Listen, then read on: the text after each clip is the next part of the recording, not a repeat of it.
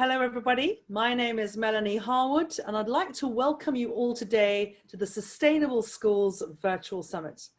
And with me I have a very, very special guest. This is Claire Robinson and she is going to be telling us all about who she is, why she's here, and what her vision is for her school going forward as a sustainable school. Welcome, Claire. Thank you. Thank you very much. Good to be here. Okay, well, gosh, where do I start? First of all, sustainability, climate change, what I really want it to be is not something that we're doing because it happens to be flavour of the month or something that we should be talking about, but doing because it's something that matters. There isn't a planet B, is there? So we have to actually make a difference now. I feel passionately that our young people can make a big difference, and we don't want to inflame fear in them, but we want them to have ownership and take stewardship of the planet in which they live. And so that our goal as a school is that we want them to go out and be responsible citizens and global citizens. And they can only do that if they have greater awareness of where we are, where they fit into the world, and what they can do to make a change, to make a difference. So I basically work with a team of staff. Our school, I believe, is ethos driven, and people that come to the school have to live and breathe that ethos as well. And they do, and that's what makes it different and a very, very special place. And because I've got people that are right behind me, then they will support what we want for the outcomes for our children. And so the opportunity for us to look at a programme that we could use to support what we're doing inside the curriculum, but also outside the curriculum, because our curriculum is it's not just knowledge and skills, but it's values and it's learning habits, and it's also about something that I want this to be sustainable in our school now and in the future. You know, I've got a set of children now. I look at my 3-year-olds and I look at what the world will be like when they're 16. And I've got to ensure that I'm preparing them for that world. And they will be inspired by their peers who are above them. And us young people make a much bigger difference and do much better than we can do as adults.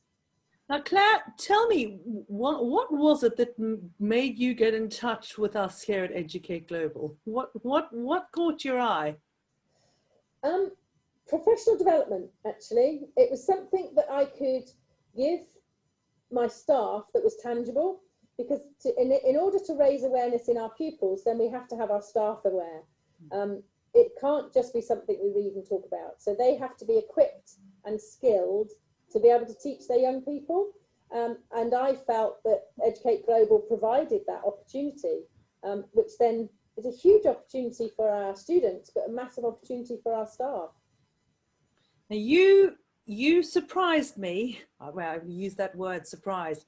No, I shouldn't use that word. You phoned me, and it was just the first week of the summer holidays. Yeah.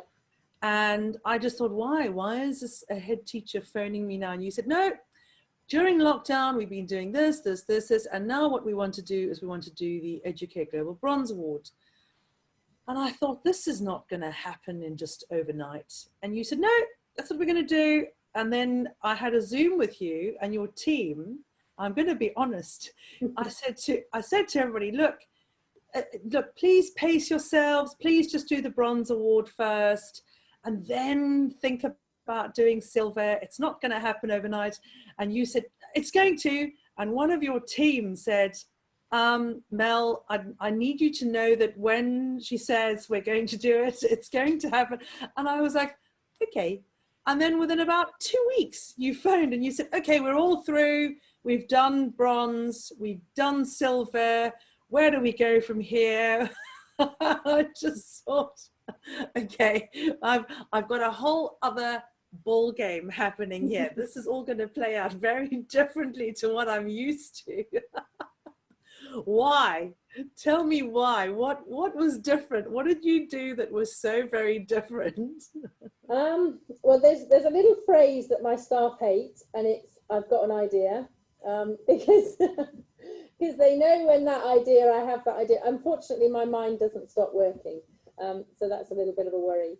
But I like to look at what we can do for a longer term and for a purpose. So I could have just trained one person in the school, but actually I don't think that that's going to be hugely beneficial, and particularly if I want it to be something that is sustainable.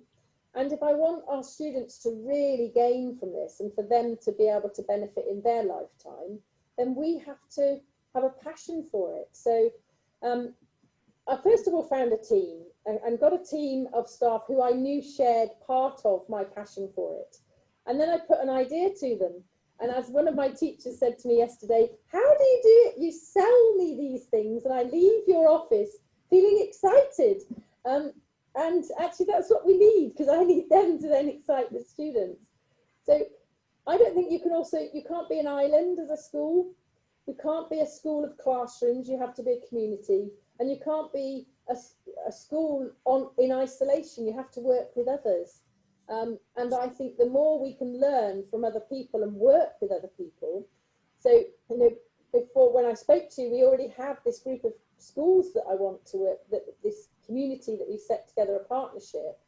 And I see that's a way of ensuring that we're successful, but not for us, but for the young people. And it's not about a badge for me. It's about making sure that what we're getting out of it is meaningful. So I think you set the goal and you set the gold standard. You have to, why start with the bottom when you can get at the top? High expectations and challenge. So, I mean, we had that conversation where I said to you, when we first launched the climate change teacher course, I naively thought that all we needed was just one in a school. And it went viral. We went to 329,000 schools in more than 40 countries. But, and I say this with deep sadness, many of those teachers never came back to us. And then those that did came back and said, we don't have the support of our leadership team. Our head teacher or principal is not supporting us. And I spent more time as an agony aunt over the phone and on DMs than I really should have. And that was when we said, no, this has got to be, it's a triangular structure. It starts with your leadership, your head teacher. If they're not behind this, it ain't gonna happen. And you have to have that sustainability climate change lead teacher, the one that you've nominated, but where you've gone 10 steps further, 10 steps, you have actually ensured that you are a sustainability and climate change lead. You have another nominated sustainability and climate change lead beneath you. They have their 5 support team members. And then you've come back and said, we've now started building our other support team. So you have that hierarchy now where it's you have your main team, and you have each year, is it each year group or each is going to have their own? well, we've effectively, we're one school, but we have 3 parts of the school. So we have the younger one, so the pre-prep, so the 3s to the 7-year-olds, and then we have the prep 7 to 11, and then the seniors 11 to 16. And I have to have a team in each part of those schools because young people are different, and it needs to be progressive, and those teams need to work together as well. So the only way to do that is make sure that the people at the top know what they're doing as well. And I wouldn't ask my staff to do anything that I wouldn't do myself. So hence I did do the course too.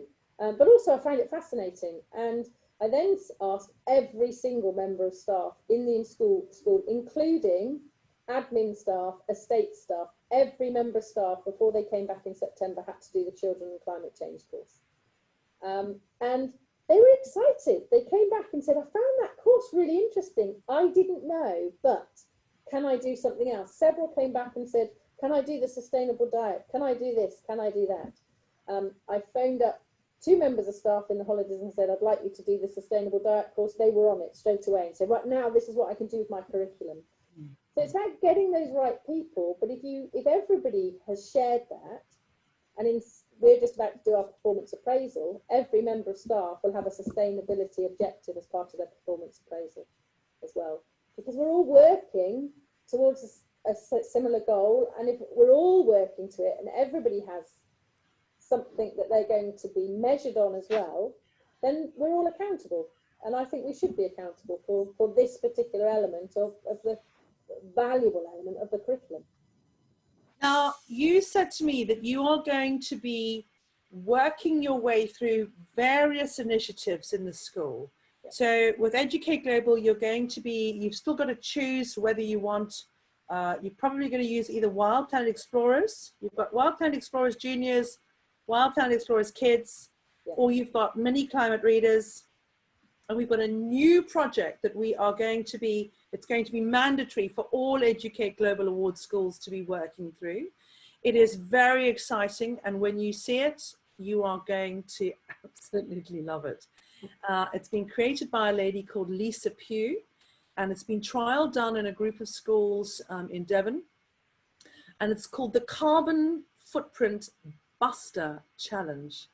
And your pupils are going to be working out their own current carbon footprint, and they are going to be looking at ways to bring their own personal footprint down. And then we would like them to be working throughout maths lessons, any other lessons where it's pertinent, to start looking at the percentages and ratios of their carbon footprint, their community's carbon footprint, and in the long run, to throw the gauntlet down and to challenge your cluster of schools that you are bringing forward to all compete against each other, so that we can start measuring the bringing down, the diminishing of their own personal carbon footprint. Because we know that it starts with each and every one of us. It's all very well and good for us to say, I want my government to do something about it. We have to walk the walk, talk the talk, and just get on with it ourselves, so that we can understand what it is that we need to do to mitigate and adapt. The other bits that you were telling me about, which I was quite interested in, you are going to be having your very own plastic recovery and redevelopment project. Can you tell me more about that, please, Claire? Okay, well, every year I have a building project of some kind, so I had to have one this year, even though we were in COVID. But so we've redeveloped a room, and we've purchased a plastic shredding machine, and we already have a vacuum former, and we already have a machine that will actually make sheets. So we have purchased all the bins, and the students, we want the students to run this, and they're going to set up a little business. And they're going to work with our business studies students in the senior end of the school, and they're going to collect plastic. And they've also already learned that different plastics have got to be kept in separate bins, and they're going to shred it, and then they're going to make plastic sheets, and then with those plastic sheets they're going to make products with them from the recycled plastics that they're going to be doing. And it's going to have a bit of a production line. And they're going to be talking about, we want people to think about the marketing of what they're doing, so they can sell the message, not just of the product, but why they're doing it, and the issue around plastics will stop. And it's fascinating how many staff are now looking at everything that they do, which is really interesting. And then the business side supports the business studies students, because they're thinking, well, what does that look like? What sort of business is it? And also thinks about ethically the values in business. So it brings that into it as well. So we've got our own little workshop that's going to be going on. Yeah. And you also have your own farm? We do. Right? Yep, we have chickens, pigs, goats, quail. My quail are laying for England. We're getting about 50 quail eggs a week. Geese. Peacocks. I have peacocks as well now. And goats. Goats. Goats. 2 baby goats born 2 weeks ago. We were speaking when we were doing the Zoom with your team about the programs that we want to be working on together, and we want to be filming your pupils doing the sustainable diet, Yeah. so sustainable baking, sustainable cooking, sustainable gardening. Yeah. You are based in Woking, and we were hoping to show various age groups so that it's a peer-to-peer learning process, how children can actually take control of this narrative, live it, deliver it, and share it with other children throughout the world. I want to just go back. We are living in very unusual times. This is history in the making. We're working and living through a pandemic. What do you feel was the deciding factor for you when you were going through that lockdown, where you saw your school going during that process? Why? What was it? What was it? When was it going through there that you thought, right, I'm going to be shifting up a gear and we're going to be moving on towards sustainability and climate change learning? I think probably, I mean, we've already got planned this term a symposium, and we had that planned before the pandemic. But I think the opportunities that we realised are available through this time. I mean, we've taught all of our lessons live. Look at us talking on a Zoom call now. The opportunities to communicate to a wider audience are huge, and we should make use of that. The amount of creativity that we can use, having to make things visual, that I think we need to explore that and exploit it so that we can make even a bigger difference. I think that we've got, you mentioned the farm that we've got polytunnels, we've got so much on site here that it seems a shame not to do something about it and use it in much bigger way. And one of the lessons that we did during the pandemic that's also made me think a little bit more about how we can use sustainability as well is we did a live cookery lesson. 60 parents came and I had 60 parents came and collected, and 94 families on Zoom. They all came and collected a fish, and then they took the fish home. They drove through and collected the fish, and then we had a live cookery lesson where somebody taught them to fillet the fish and to cook the fish and to make a meal, to cook a meal. And then we did some on site as well, and the food we did on site was then used to go and help people who were less fortunate and couldn't have as much. We're looking at a project now, and we're thinking about how we can bring the sustainable diet module into this, about what food we're cooking, what food we're eating, and thinking of having a series of lessons that again will be filmed, that students can participate in. They cook the meals, but it's all linked to how can we cook this meal the most cost effectively way, and what's the shortest air miles that we can get with our food. Sugar, even sugar content, all these various different things that we want to do, that also there's a sort of social enterprise involved with it as well. So it links the two together. And one of the biggest things that I think for the units that I studied over this was the resilience. And resilience needed to enable our young people to cope with they're going to be facing in the world. We've been saying that in our own school. It's very much part of our mantra. And I think how our children came through this is because they had developed great resilience. But I think we need to push that even further and take it wider and look a bit deeper as to what it looks like. That is absolutely fascinating. What I've been working on in the last week is I've taken part in the climate reality leadership training, and it was incredibly intense. And I've been looking at how I can incorporate that within Educate Global in the Gold Award. And unfortunately, the way that it is delivered by Al Gore's team, it is so intensive, it would be very difficult for a teacher to basically take 8 days off, and it's 23 hours a day, and it's full on. But I've been looking at how we can break it down into modules and then get your teachers through that process as part of the Gold Award.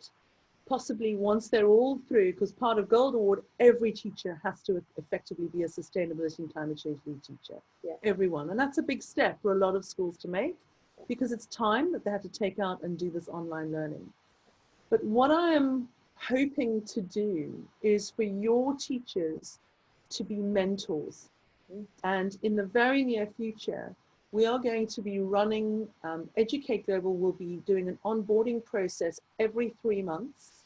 And we will onboard schools that want to do the Bronze Awards over a sort of a 3-day period, possibly a Friday, Saturday, and a Sunday. And with your teachers, because they've already been through the process, mentoring, actually setting up accountability groups and managing an accountability group so that they can guide those new teachers through the process and give them that emotional support and academic support, everything that they've gone through to do this. And that's something which is very exciting, that's coming up very soon. And it will only be available, mentors will only come from those schools that are already participating in Educate Global Award schools. Excellent. And something else that we've been looking at is the mindset that we started out with was, I knew that lesson plans were not going to cut the mustard. I knew, because the world is awash with lesson plans. And I know that it is leadership that is required. It's having teachers that are upskilled and specialists with a fantastic background knowledge of the subject so that they can then take it that step further. Your team are incredibly creative. Yeah. You've been throwing ideas at me left, right, and center that I couldn't even keep up with at one point. I was thinking, and what are they doing now? Is writing lists. What do you mean they got a plastic? They're going to make their own plastic. Oh my goodness, I better go and do some research. And that is exactly why we created Educate Global. Yeah. It's for schools. School teachers are incredibly creative, and they come up with ideas, and they come up with lesson plans. They know their pupils best. They know their curriculum best. And we wanted climate literacy to be interwoven as if it was a golden thread right throughout the curriculum. The only people to do that are the teachers themselves. Yeah. They know their people, they know their school, they know their ethos, they know what they want to achieve. So this weekend, I did a Facebook Live with some of the teachers on our climate change teacher group on Facebook. And I said, I'm going to change the Educate Global e-library. I'm going to leave all the UN content, all the WWF content, and the NASA content that's being added up there, and World Peace Day content. But I'm going to no longer add lesson plans onto it. I don't see that is the way forward, because lesson plans, teachers can create those all day, every day. You want dedicated programs similar to Wild Planet Explorers and Mini Climate Readers to get your little ones started in a coherent way. But what's very exciting is we're going to be including a new area which is called Brand New Day. And I don't know how, but we've somehow connected with some top inventors around the world. And they're aging, and they're very concerned that their inventions and their ideas and their science and their engineering is not going to see the light of day. And they've agreed for us to build an area for them specific to inventions to mitigate and remove carbon and all sorts of crazy inventions on that e-learning portal, with a view to the pupils coming in with their teachers, communicating with them, looking at their stories, looking at the intellectual property of what they've developed, and doing those scientific experiments and doing the research and peer reviewing and writing reviews about those inventions, and potentially taking those inventions and then getting them made to final and then launched. So that's going to be very exciting. That's, for me, that's the way forward. Can I share one more thing with you? Yeah, come on, blow me away. Because we talk about, but we have a group, and we have a group at the top end of the school, and we're now going to be doing it this year with our prep school as well. Future problem solvers. So it's our more able students working in a group and you give them an environmental problem, you give them a technological problem, and the aim is that they work, look at the research available and come up with a solution. And so they develop the skills to talk about it, they look at the research, they look at inventions, they look at all of those things, and then present their findings. It's the University of Massachusetts started the program several years ago. It used to be an international program, and nobody in this country participates anymore that I can find. So we've set up our own, and it's really exciting because the children have the ideas. They come up with the ideas that we would never come up with. And you have that creative mind and that scientific mind and put it together, they will solve these problems for us. So are they going to be putting stuff up on our brand new day, Eric? Because they're going to be the inventors. Yeah, there. absolutely. That would be good. That would be good. Yeah, definitely. I gave, on the first day back at school, I gave all of my teachers a bar of chocolate and a phrase stuck on top of the chocolate. And one of the phrases was, if not us, who? If not now, when? So there you go. I love it. Oh, it's so exciting. Every time I speak to you, I put the phone down and I'm going, you're not going to believe what she's doing now. I'm so pleased. I'm so pleased. You are also going to be taking part in applying. You've registered your school and you've registered a group of schools in a cluster. Yes. So that we can give you access to how to apply for the British Council Connecting Classrooms. Yes. And we are partnering you with some schools in LDC countries, I think Uganda, Zimbabwe, Kenya. And the funding, if you get the funding, if you are successful in your application from British Council, the funding goes to you as the lead school, and then you will be directing that to those participating schools in that hub, and potentially covering some of those schools to do their Educate Global Bronze Awards or other initiatives that we are going to be looking at. It has to be sustainability, has to be towards either SDGs or something like that. Is there any program that you feel has not been created yet? That what are we missing? Is there something that you think we haven't, a base that we haven't covered? Or will you will let us know? I will let you know. Yeah, I'll let you know when I find it. If there's anything, because there's we are collaborating, we are partners. Yeah. You don't just come along onto it, because Educate Global is a not-for-profit organization. We're not here to make cash. It runs at a loss. I fund it myself. And my husband often says to me, why are we doing this? And I just say to him, this is what I want to do. I feel very strongly about this, and I want to make a difference. And the more children that go out there with this detailed knowledge that they need to know, and they need to lead us forward. And I want to develop the leaders of tomorrow. That's my mantra. I think that I know some of the programs that you've got, you are looking at the communication and equipping young people with the skills to be able to communicate effectively. I am running alongside for my senior students a leadership program, because I think they need to look at the skills they need to be able to do that. Because every single one of us has got that capability, but it's then how do you have the confidence to then say, I'm going to go out and I'm going to tell somebody and I am going to make a difference, and not just keep it to ourselves. Yeah. I was speaking with the head teacher in Dubai a few days ago, and I said to her, she was asking about we've got something called PR for Your School, which is part of the Educate Global Gold Award. And I said to her, look, we're going to be delivering the Get Media Savvy Kids training, so that your pupils learn how to write a press release. They need to know how to write a press kit, how to build an online newspaper, how to have a press room. And then they have a bit of software that you have for a year, and you can then send out, I think it's 3 or 4 press releases each month. I mean, I struggle to send out 2, but you've got a lot of children that can be writing great press releases about things that you're doing in this school, about initiatives, interviewing businesses, local sustainable businesses, anything at all. They can be doing great PR. And I said to her, actually, it's not really enough, Asha. And she said, what do you mean? I said, said, I just feel we're not doing enough. And I came back and I said to my husband, do you remember that you went to a school in I think it was in Bedford for me. I said, you went and did a week where you trained the children how to set up their own broadcasting center. And I could see his face. He was, oh no.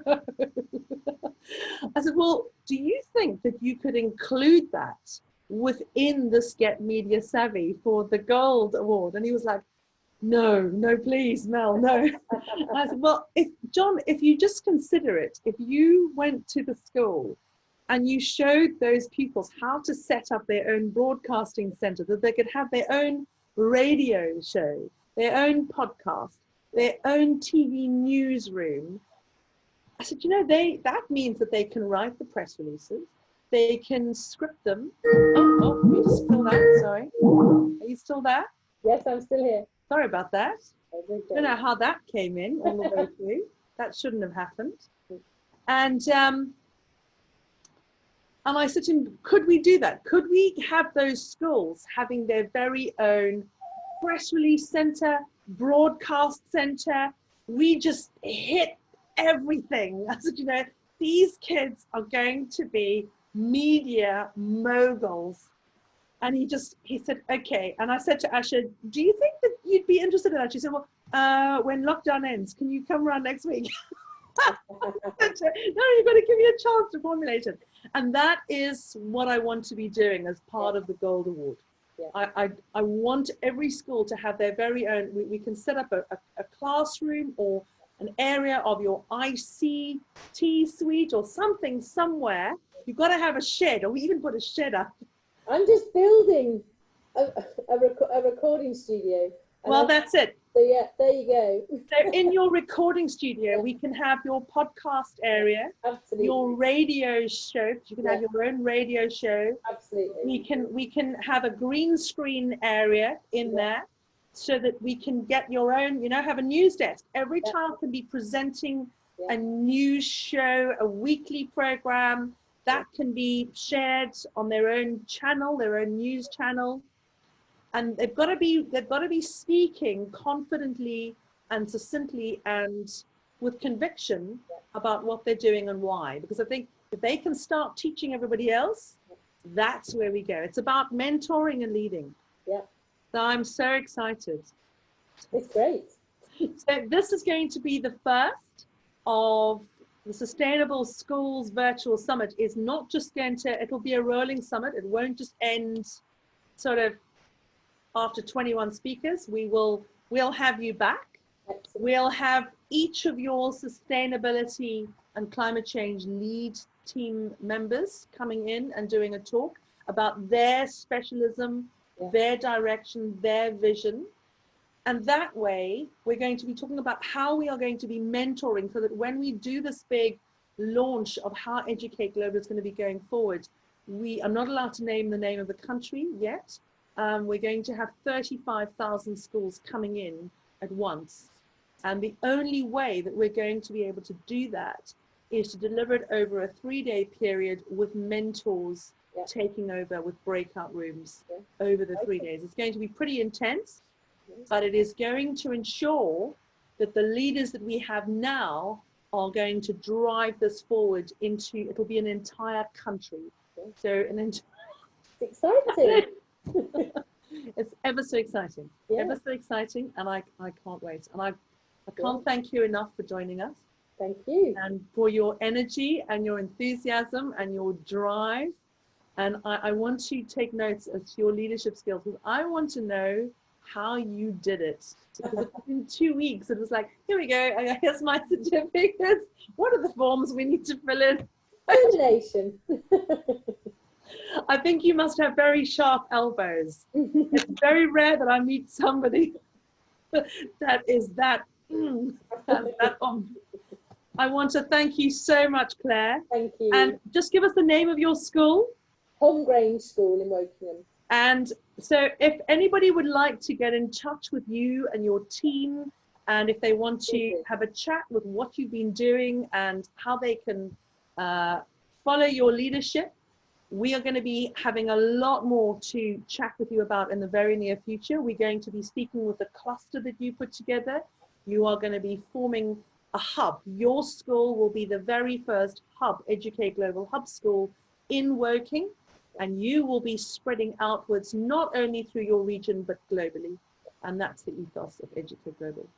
So I want to thank you very, very much for joining me. If there are any questions, if you feel that you have a school or you have a talk for our Sustainable Schools Virtual Summit, please get in touch with us. We are support@educateglobal.org. That is SUPPORT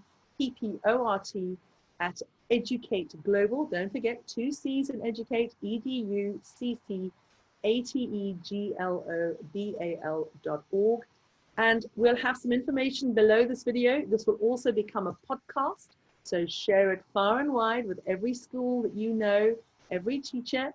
But, there's a big but, this has to be leadership driven, and you have to have the drive and determination of Claire, and only leaders are allowed to nominate their sustainability and climate change lead teachers for their schools. We don't take on individual teachers. It has to be leadership driven from the top to the bottom and from the bottom upwards. Thank you very, very much, and we'll see you all on the other side. Bye-bye.